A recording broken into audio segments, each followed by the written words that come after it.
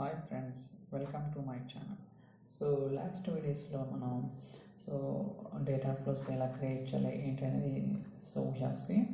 ఈ రోజు క్లాసెస్లో సీక్వెల్ సర్వర్ మేనేజ్మెంట్ స్టూడియో ఎలా కనెక్ట్ అవ్వాలి ఏంటి అనేది ఇంట్రడక్షన్ అనమాట. ఇది first video. Try to see some options. Okay, నేను ఇప్పుడు already SQL server management studio అనేది ఓపెన్ చేశాను. మీకు ఇక్కడ ఆబ్జెక్ట్ ఎక్స్ప్లోర్లో ఉంది కదా. ఫర్ ఎగ్జాంపుల్ నేను ఎటువంటి సర్వర్ కనెక్ట్ అవ్వలేదు. ఇప్పుడు మనకి డిఫరెంట్ టైప్స్ ఉంటాయి అన్నమాట. మీకు ఇక్కడ ఒక సింబల్ కనెక్ట్ కదా, ఇక్కడ క్లిక్ చేస్తే ఆటోమేటిక్గా మనకి ఇక్కడ డిఫరెంట్ ఆప్షన్స్ అనేది ఉంటుంది. అంటే ఏంటి, సర్వర్ టైప్ ఏంటి, సర్వర్ నేమ్ ఏంటి, అండ్ అథెంటికేషన్.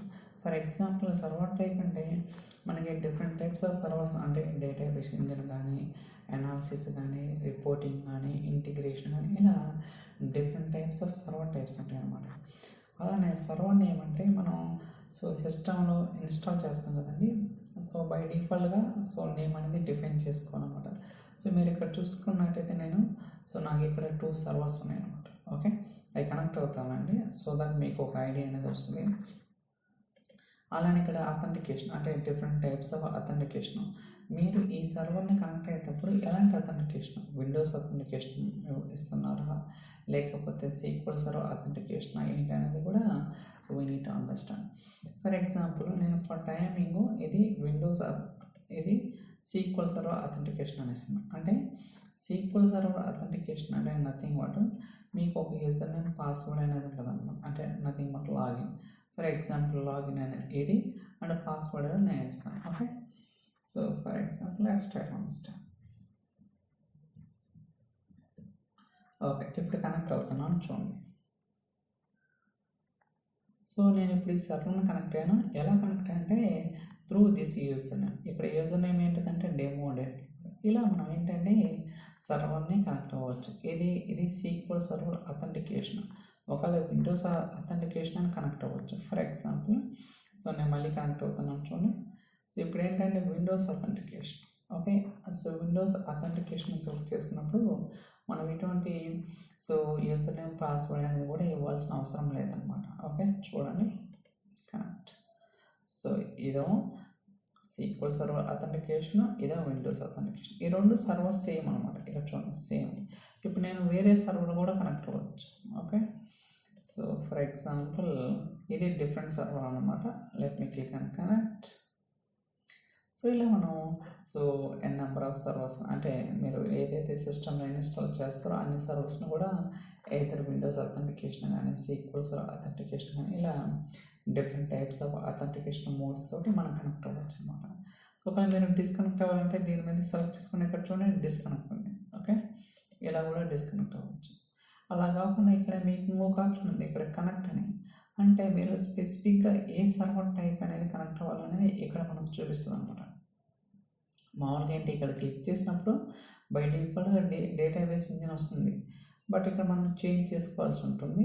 బట్ అలా కాకుండా మీరు ఇక్కడ కనెక్ట్ అని క్లిక్ చేసినప్పుడు మనకి different types of server types ఉంటాయి అన్నమాట. మీరు డేటాబేసా, అనాలిసిసా, ఇంటిగ్రేషన్, రిపోర్టింగ్ ఏది కనెక్ట్ అవ్వాలి. ఫర్ టైమింగ్ డేటాబేస్ మీరు సర్వర్ నేమ్ ఇచ్చి కనెక్ట్, దాట్స్ ఇట్. ఓకే, ఇలా మనం సర్వర్ నేమ్స్ని కనెక్ట్ అవ్వచ్చు అన్నమాట. ఓకే, ఇప్పుడు సర్వర్ నేమ్ కనెక్ట్ అయిన తర్వాత బై డిఫాల్ట్ మనకి 2 టైప్స్ ఆఫ్ డేటాబేసెస్ ఉంటాయి. ఒకటి సిస్టమ్ డేటాబేసెస్, రెండోది user dependent databases. System databases అంటే మీకు బై డిఫాల్ట్గా మైక్రోసాఫ్ట్ అంటే సర్వర్ ఇన్స్టాల్ చేస్తాం కదా. బై డిఫాల్ట్గా వచ్చే వాటిని సిస్టమ్ డేటాబేసెస్ అంటారు.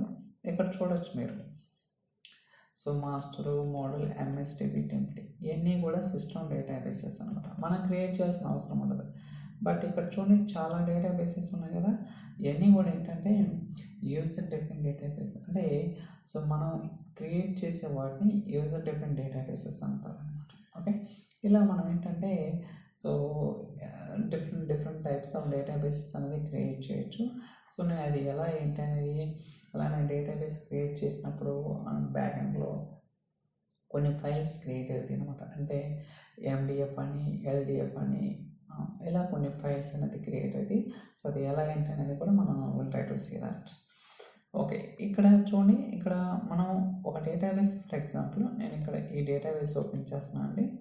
So click on new query. అంటే న్యూ క్వెరీ క్లిక్ చేసినప్పుడు మనం ఈ డేటాబేస్ ఏదైతే ఉందో ఆ డేటాబేస్లో మనం డిఫరెంట్ కమాండ్స్ అనేది ఎగ్జిక్యూట్ చేసుకోవచ్చు.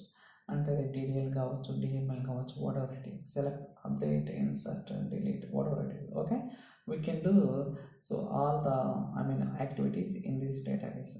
ఒకవేళ మీరు ఎక్కడి నుంచైనా డేటాబేస్ చేంజ్ చేసుకోవచ్చు. ఫర్ ఎగ్జాంపుల్ సో మీకు ఇక్కడ మూవీస్ డేటాబేస్ ఉంది. ఓకే, సో ఇమీడియట్గా మనం మూవీస్ అంటే డేటాబేస్ కాంటెక్స్ట్ అనేది ఎక్కడి నుంచైనా చేసుకోవచ్చు, లేకపోతే మనకి యూజ్ అనే ఒక కమాండ్ ఉంది, దాని ద్వారా చేసుకోవచ్చు అనమాట. ఓకే, అలానే మనం ఇక్కడ సో దీన్ని సెషన్ అంటారు. ఓకే, దీన్ని ఏమంటారు అంటే బేసిక్గా మనకి ఇక్కడ వైట్ స్పేస్ కనపడుతుంది కదా. సో న్యూ క్వెరీ క్లిక్ చేసినప్పుడు ఒక సెషన్ ఓపెన్ అవుతుంది. ప్రతి సెషన్ కూడా ఒక ఐడి అనేది ఉంటుంది. ఇక్కడ చూడండి 53 ఉంది. ఇప్పుడు మళ్ళీ న్యూ క్వెరీని క్లిక్ చేస్తున్నాను 72. అంటే ఇది ర్యాండమ్గా వస్తుంది, ఒక సీక్వెన్స్ అనేది ఉండకపోవచ్చు, బట్ ర్యాండమ్గా వస్తుంది. ఇప్పుడు 75 మళ్ళీ క్లిక్ చేస్తున్నాను 76. సో ఇలా ప్రతి క్వెరీ ఒక న్యూ క్వెరీ సెలెక్ట్ చేసినప్పుడు ఒక సెషన్ అనేది ఓపెన్ అవుతుంది అనమాట. ఓకే, అలానే మీరు ఇక్కడ చూసినట్టయితే డిఫరెంట్ ఆప్షన్స్ అనేది ఉంది. ఇక్కడ ఏంటిది, so what is the server name అంటే ఏవి సర్వర్. ఓకే, అలానే వర్షన్ అంటే సో 15.0 అంటే 2019 అనేది ఇన్స్టాల్ చేశాను. అలానే యూజర్ ఎవరు. ఓకే, ఇక్కడ చూడండి డెల్ అనే అతను యూజర్ అనమాట. ఓకే, అలానే ఏ డేటాబేస్. సో ఫర్ టైమింగ్ నేను మూవీస్ అనే డేటాబేస్ కనెక్ట్ అయ్యాను అనమాట. ఓకే, సో మీరు ఎప్పుడైతే ఇక్కడ డేటాబేస్ మారుస్తారో ఇమీడియట్గా ఇక్కడ కూడా మారిపోతుంది అనమాట. ఫర్ ఎగ్జాంపుల్ చూడండి, సో నేను డేటాబేస్ కాంటెక్స్ట్ మారుస్తాను, పవర్ BI సెలెక్ట్ చేశాను. చూడండి ఇమీడియట్గా పవర్ BI మారిపోతుంది అనమాట. అలానే ఇక్కడ ఏంటంటే టైం అనమాట. ఫర్ ఎగ్జాంపుల్ మీరు ఒక క్వెరీ ఎగ్జిక్యూట్ చేసినప్పుడు ఎంత టైం పడుతుంది, సో మినిట్సా, సెకండ్సా, అవర్స్ అనేది కూడా మనం ఇక్కడ we can able to see that. అలానే ఇక్కడ ఏంటంటే సో ఒక క్వెరీ రన్ చేసినప్పుడు ఫర్ ఎగ్జాంపుల్ ఒక సెల్ఫ్ స్టేట్మెంట్ రన్ చేసానండి, అది ఎన్ని రోజులు రన్ చేసింది అనేది మనకి ఇక్కడ డిస్ప్లే అవుతుంది అన్నమాట. ఇలా మనం ఏంటంటే so we need to understand all these details. Okay,